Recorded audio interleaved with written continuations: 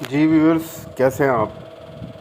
साजगार engineering का quarter and का result आया है और द मोस्ट अवेटेड रिज़ल्ट था ये, क्योंकि इसमें ये पहला क्वार्टर है शायद जिसमें सेल्स में इनकी गाड़ियों की सेल्स भी इनकॉर्पोरेट होकर नज़र आएंगी और 30% बोनस भी दिया पिछले क्वार्टर एंड पे।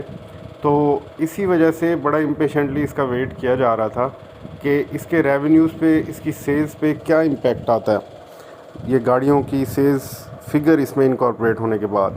तो बड़ी मज़ेदार चीज़ें हैं इसमें। हालांकि अदर इनकम जो है वो इसकी बहुत ज़्यादा कम हो गई है as compare to comparative figures of last year for the same quarter, लेकिन फिर भी आप देखें अर्निंग पर शेयर 0.47 से 1.34 आ गई है।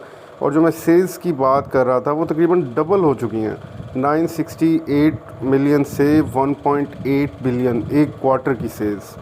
और ज़ाहिर बात है, जब सेल्स बढ़ती हैं तो कॉस्ट ऑफ सेल्स भी बढ़ती है, तो वो भी 875 मिलियन से 1.6 बिलियन हो गई cost of sales. But still gross profit जो है वो डबल से भी ऊपर है, 92 मिलियन से 195। तो जो एक और मज़ेदार बात मुझे नज़र आई वो ये है कि डिस्ट्रीब्यूशन कॉस्ट हालांकि बढ़नी चाहिए थी। हम मोस्ट ऑफ द कंपनीज़ में क्या देखते हैं कि अगर सेल्स डबल हो रही हैं तो डिस्ट्रीब्यूशन कॉस्ट भी डबल हो रही है, लेकिन यहाँ पे स्लाइटली एक इंक्रीज़ आया है, स्लाइट सा 26 मिलियन से 28.5 मिलियन का।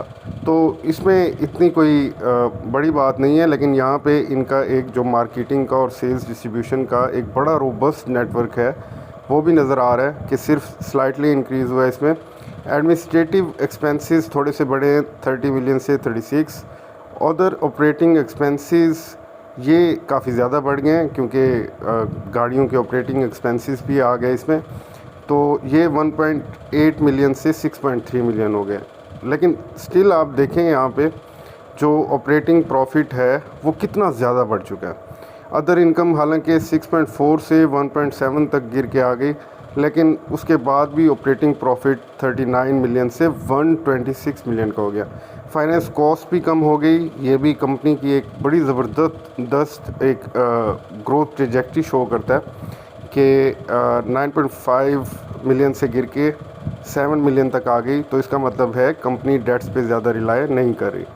जो प्रॉफिट बिफोर टैक्सेशन है वो 30 मिलियन से बढ़ के 119 मिलियन हो चुका है। इसके बाद टैक्सेशन को देखें, ये तो ऑब्वियसली बढ़नी थी, वो 8 मिलियन से 57 मिलियन हो गई। लेकिन पैट को देखें, प्रॉफिट आफ्टर टैक्स 21 मिलियन से 62 मिलियन हो गया। तो इसी के साथ ही EPS 0.47 से 1.34 पे चली गई है। Thank you very much.